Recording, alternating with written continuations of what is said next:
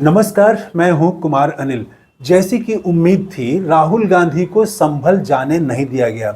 संभल तो छोड़ दीजिए, उनको उत्तर प्रदेश में प्रवेश करने ही नहीं दिया गया। भारी पुलिस बल का इंतजाम करके उनको रोक दिया गया। तो क्या राहुल गांधी का ये प्रयास, संभल जाने का प्रयास पूरी तरह से बेकार गया? इसका कोई प्रभाव नहीं पड़ा? नहीं, ऐसा नहीं है। इसमें 5 खास बातें हो गई। इतनी छोटी सी यात्रा में भी, और राहुल गांधी ने वहां पर मुश्किल से 1 मिनट प्रेस से बात की होगी, लेकिन उसमें अगर आप गौर करें तो 2 लाइन राहुल गांधी की ऐसी है जिसका असर भारतीय जनता पार्टी पर बहुत पड़ने वाला है, और भारतीय जनता पार्टी एक तरह से फंसेगी आने वाले दिनों में। और राहुल गांधी जो पूरे देश में एक तैयार कर रहे हैं, जनमानस तैयार कर रहे हैं, उसको बहुत बल देने वाला है। 2 लाइन खास है राहुल गांधी की। उन्होंने अपने वो 1 मिनट के ही संबोधन में प्रेस को जो संबोधित किया, उसमें सिर्फ एक ही नेता का, देश के एक नेता का नाम लिया और किसी का नाम नहीं लिया उन्होंने। तो वो कौन से नेता का नाम लिया और क्या मकसद है, वो हम बात करेंगे। लेकिन उससे पहले 3 और छोटी बातें, राहुल गांधी की 2 लाइनों पर बात करने से पहले 3 और बातें हम कर लेते हैं। पहले तो देखिए कि जो भारतीय जनता पार्टी है, जो भक्त हैं, उनको मोबिलाइज करना, उनको प्रभावित करना राहुल गांधी का ये मकसद तो था नहीं। इसलिए वो लोग तो लगातार यही कह रहे हैं कि ये एक रस्म अदायगी थी। भाजपा के एक नेता ने कहा कि संभल जाना रस्म अदायगी थी। और जो भक्तगण हैं वो कह रहे हैं कि ये बांग्लादेश क्यों नहीं जा रहे हैं, वहाँ क्यों नहीं गए, वहाँ क्यों नहीं गए। तो इस तरह के ही सवाल उठाए जा रहे हैं जो कि आमतौर से लोग उठाते रहते हैं। तो वो भक्त, कुछ एंकर भी हैं, टीवी एंकर, वो भी यही सवाल उठा रहे हैं कि वहाँ क्यों नहीं गए थे, वहाँ क्यों नहीं गए थे।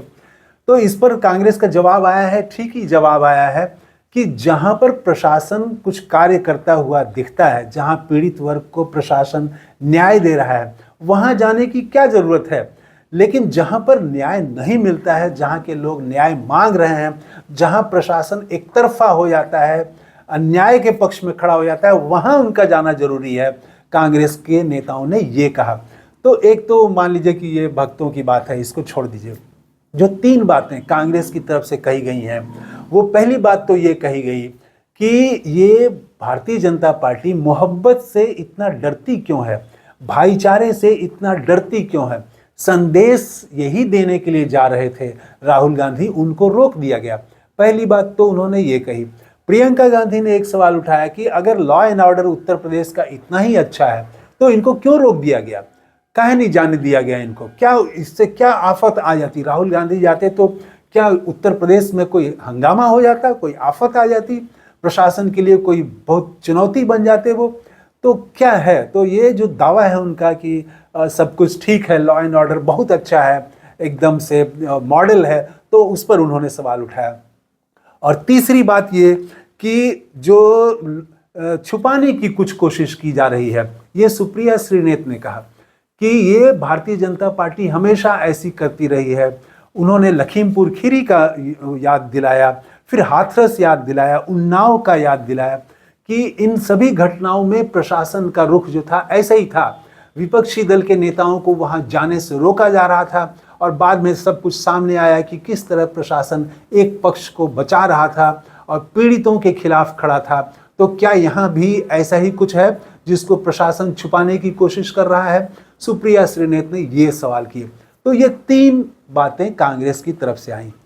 अब जो राहुल गांधी ने बात कही, 2 लाइन उनकी, जिसकी चर्चा मैं करना चाहता हूं, वो एक ये है, आप गौर करिएगा, उस लाइन का बड़ा महत्व है। राहुल गांधी ने कहा कि एलओपी का, विपक्ष के नेता का ये अधिकार है और ये कर्तव्य भी है कि ऐसी जगह संभल वो जाएं, पीड़ितों से मुलाकात करें, लेकिन उनको जाने नहीं दिया जा रहा है। ये जो मुझे अधिकार दिया गया है, इस अधिकार का ये उल्लंघन किया जा रहा है।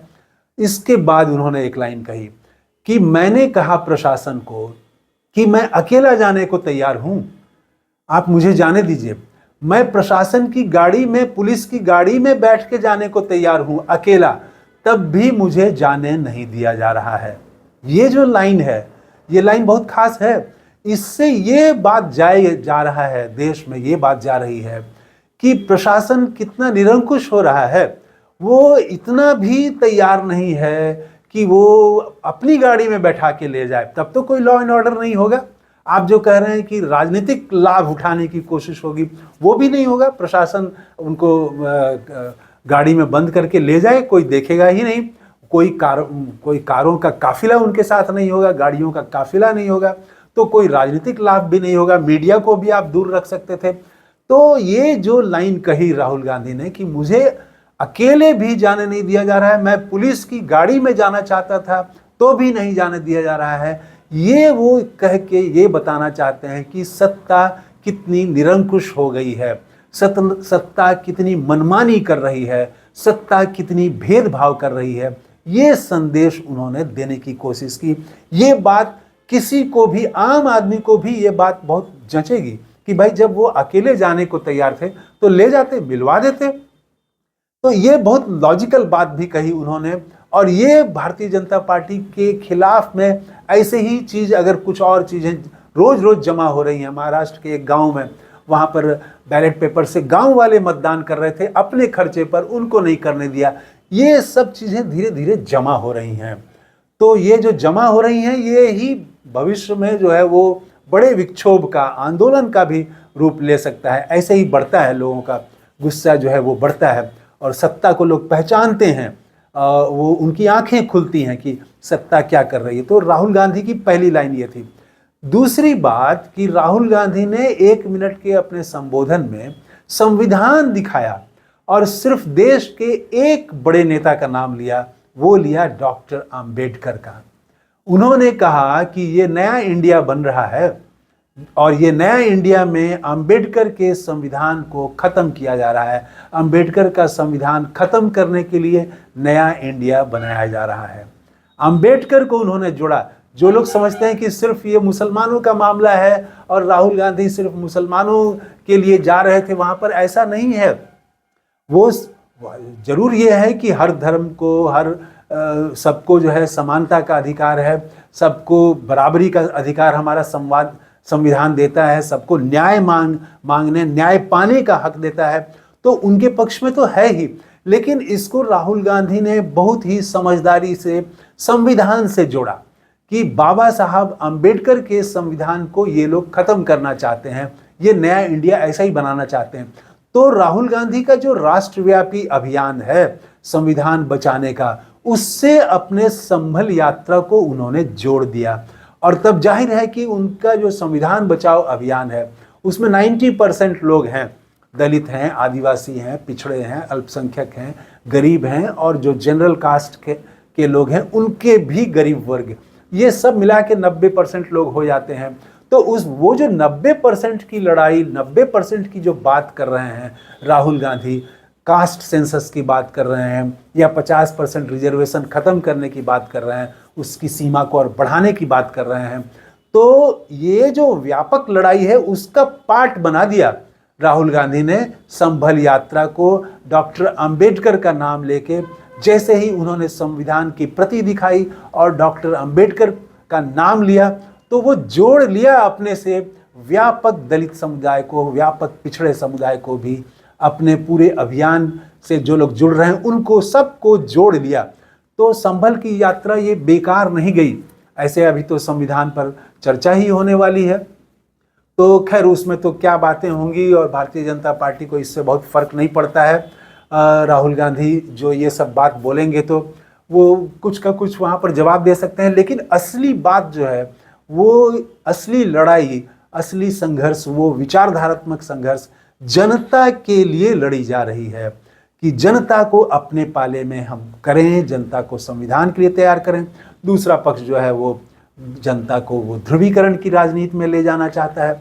तो यहाँ पर वो लड़ाई है और यहाँ वो राहुल गांधी ये दो बातें बोल के उन्होंने एक मतलब दूर तक का काम कर दिया है। तो मैं तो यही मानता हूँ कि उनका जो आज का प्रयास था वो प्रयास विफल नहीं है। आपका क्या कहना है? राहुल गांधी ने जो आज संभल जाने की कोशिश की, उनको जिस प्रकार रोका गया और जो उनका वक्तव्य है और पूरे इस घटनाक्रम से क्या निकलता है, आप कमेंट करके ज़रूर बताइएगा। थैंक यू, धन्यवाद, जय हिंद।